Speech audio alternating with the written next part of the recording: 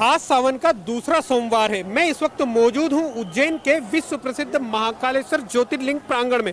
आप देख सकते हैं कि यहां पर देश के कोने कोने से श्रद्धालु बाबा महाकाल के दर्शन के लिए पहुंच रहे हैं। आज यहां पर धर्मनगरी उज्जैन पूरी तरह शिवमय नजर आ रही है। बोल बम और जय शिव के जयकारे चारों ओर गूंज रहे हैं। हर कोई चाहता है कि सावन महीने में बाबा महाकाल के दर्शन करे। सावन महीना यूं तो पूरी तरह पवित्र माना गया, परंतु सावन महीने के सोमवार का दर्शन करने का अति लाभ है। यहाँ देश के कोने कोने से श्रद्धालु बाबा महाकाल के दर्शन के लिए पहुंच रहे हैं। चूंकि आज बाबा महाकाल की विशेष भस्म आरती की गई है। यहाँ पर सुबह भगवान महाकाल का विशेष पंचामृत अभिषेक किया गया। इसके बाद यहाँ पर भस्म रमाई गई। भस्म रमाने के बाद ढोल नगाड़े व झांझ मंजीरे के बाद यहाँ पर बाबा की भस्म आरती हुई है। इसके बाद सुबह 5 बजे से लगातार भोलेनाथ के दर्शन जारी है। यहाँ पर देश के कोने कोने से श्रद्धालु पहुंच रहे हैं। शाम 4 बजे राजाधिराज महाकाल सवारी के रूप में नगर भ्रमण पर निकलेंगे। यहाँ पर कोरोना गाइडलाइन का विशेष ध्यान रखा जा रहा है। बाबा महाकाल की सवारी में श्रद्धालुओं के प्रवेश पर पूरी तरह प्रतिबंध है, तो वहीं भस्म आरती में भी श्रद्धालुओं के प्रवेश पर रोक लगा दी गई। सुबह 5 बजे से दर्शन शुरू हुए, जो कि दोपहर 1 बजे तक जारी रहेंगे। इसके बाद शाम 7 बजे से रात्रि 9 बजे तक भगवान महाकाल के दर्शन होंगे। इसके लिए यहाँ पर देश के कोने कोने से श्रद्धालु बाबा महाकाल के दर्शन के लिए पहुँच रहे हैं।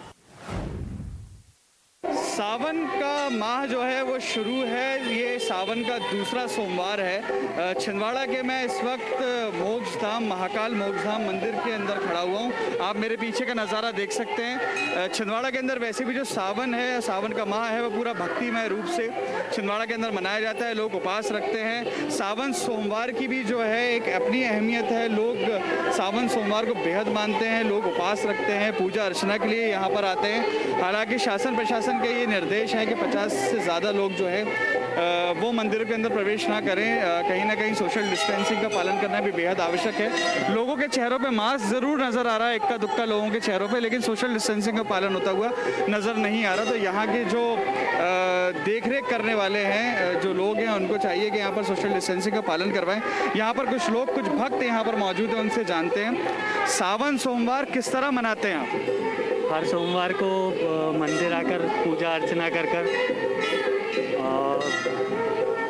उपवास रखते हैं। हाँ, उपवास रखकर हर साल से मना रहे हैं। हर साल से। देखिए, मास्क आपने लगाया है, लोगों को ये भी समझाइए कि सोशल डिस्टेंसिंग का भी पालन करना ज़रूरी है। जी, रखें।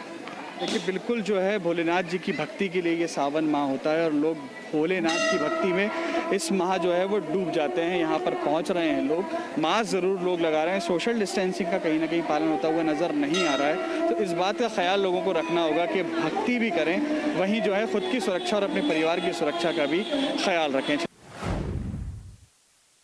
सावन माह का दूसरा सोमवार है और हम इस वक्त मौजूद हैं ग्वालियर जिले के कोटेश्वर मंदिर के बाहर खड़े हुए हैं। आज यहाँ पे आस्था का जो सोमवार है, वहाँ पर लगातार लोगों की भीड़ यहाँ पे बनी हुई है और लगातार लोग बाग यहाँ पर दर्शन करने और अपने भोले बाबा को मनाने चले आ रहे हैं। जमावड़ा ज़्यादा, भक्तों का जमावड़ा ज़्यादा है। उनकी आस्था बहुत ज़्यादा है इसमें महादेव जी के ऊपर, और इसका उनको उसका फल भी मिलता है आगे जितनी आस्था रखते हैं वो, इसलिए उनकी आस्था भी बहुत ज़्यादा है।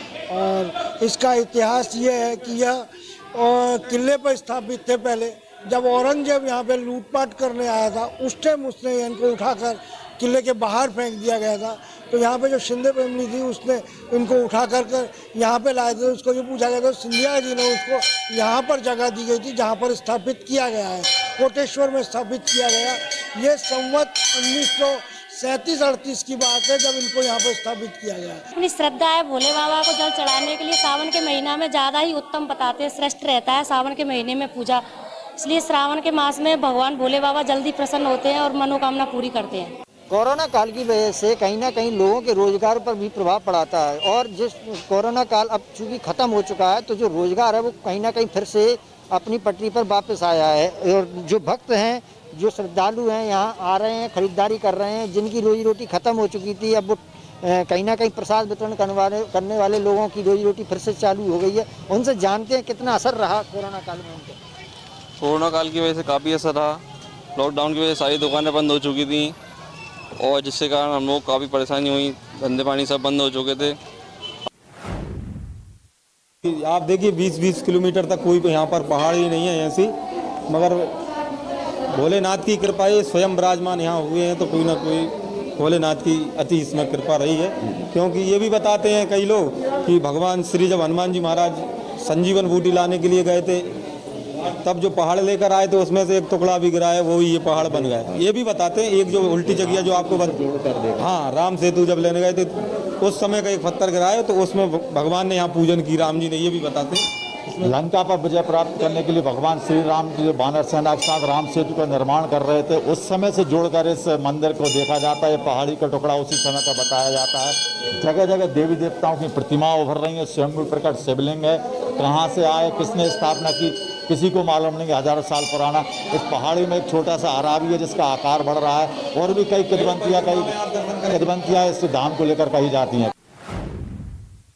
हम खड़े हैं अभी शासकीय डीएमएस उच्चतर माध्यमिक शाला महासमुंद में। ये खड़े हैं, आप देख सकते हैं कि आज 1.5 वर्षों के बाद स्कूल खुले हैं और ये 10वीं और 12वीं के जो बच्चे हैं आज स्कूल में ये पढ़ने के लिए आए हुए हैं। आप इनको देख सकते हैं, जो शासन की गाइडलाइन है, गाइडलाइन के अनुसार ये यहाँ पे बच्चे पढ़ने के लिए आए हुए हैं। इन बच्चों से हम जानने का एक प्रयास करते हैं कि आखिर ये बच्चे क्या कह रहे हैं आज स्कूल खुलने में, क्या कहना चाहेंगे?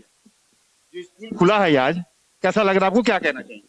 बहुत अच्छा लग रहा है, क्योंकि बहुत दिनों बाद हम स्कूल आ रहे हैं। ऑनलाइन पढ़ाई हो रही थी, जिसमें सामने से जब टीचर पढ़ाते हैं तो उसका अनुभव अलग ही होता है, और ऑनलाइन पढ़ाई में अच्छे से पढ़ाई नहीं हो पा रही थी। तो अच्छा लग रहा है कि स्कूल खुला है और हम लोग स्कूल आए हैं। जैसे कहा जा रहा है तीसरी लहर भी आने वाली है, संभावना व्यक्त की जा रही है, उसको लेकर क्या कहेंगे? हाँ, तीसरी लहर आने वाली है, लेकिन अभी उन्हीं जगहों में स्कूल खोला गया है जहाँ कोरोना के मामले बहुत कम है, और अगर केस मिलता भी है तो बोला जा रहा है कि स्कूल फिर से बंद कर दिया जाएगा। जिले की अगर हम बात करें तो महासमुंद जिले में 185 हाई स्कूल और हायर सेकेंडरी स्कूल और 35 निजी स्कूल हैं, जिसमें तकरीबन 26,000 बच्चे अध्ययनरत हैं। उनमें से शासन की गाइडलाइन के अनुसार 50% बच्चों को स्कूल जाना है और 12,000 बच्चों का आज मैं आपको बता दूं, शिवपुरी के गुरुद्वारे पे लगातार 24 घंटे से पानी बरस रहा है। पानी थमने का नाम नहीं ले रहा है। शिवपुरी और शिवपुरी के आसपास के इलाकों में बुरी तरीके से स्थिति है। मैं आपको अभी दिखाना चाहूँगा, मेरे पीछे आप देख सकते हैं किस तरीके से शिवपुरी में, मैं आपको दिखाना चाहूँगा लाइव किस तरीके से। देखिए, पानी, मीट मार्केट का इलाका है, पानी बह रहा है। लगभग कई गलियाँ, कई कॉलोनियाँ ऐसी हैं जहाँ पे 8-8, 7-7 फुट भी पानी भर चुका है। प्रशासन अभी तक किसी भी जनता की सुध नहीं ले रहा है। प्रशासन की तरफ से पूरी तरीके से लापरवाहियाँ हैं। पहाड़ी का एसडीओपी कार्यालय जो जलमग्न हो चुका था, बहुत तेज बारिश, अभी भी जलमग्न है, और तेज बारिश होने से एक बहुत बड़ा पेड़ भी क्षतिग्रस्त होते हुए इसकी दीवार बची है। आप देख रहे हैं यहाँ का नज़ारा, किस स्तर पर यहाँ पानी का जल भराव था, जिसको रेस्क्यू करके काफ़ी पानी निकाल लिया गया है। अभी तक अभी और भी पानी निकालने की लगातार प्रशासन कोशिश कर रहा है। इस तरफ आप देख रहे हैं कि जो जल वृष्टि और तेज तूफान से बड़े बड़े पेड़ भी धराशायी हो गए हैं, और ये पानी की स्थिति आप देख रहे हैं। पूरा कार्यालय डूबा हुआ है, कोई भी काम नहीं हो पा रहा है। इस तरह कई सरकारी कार्यालयों में पानी भरा हुआ है। से लगातार बारिश जारी है और अभी भी पानी बरस रहा है। सुबह बहुत तेजी से बारिश हो रही थी, लेकिन अभी बारिश थोड़ी सी थमी है, हल्का पानी है।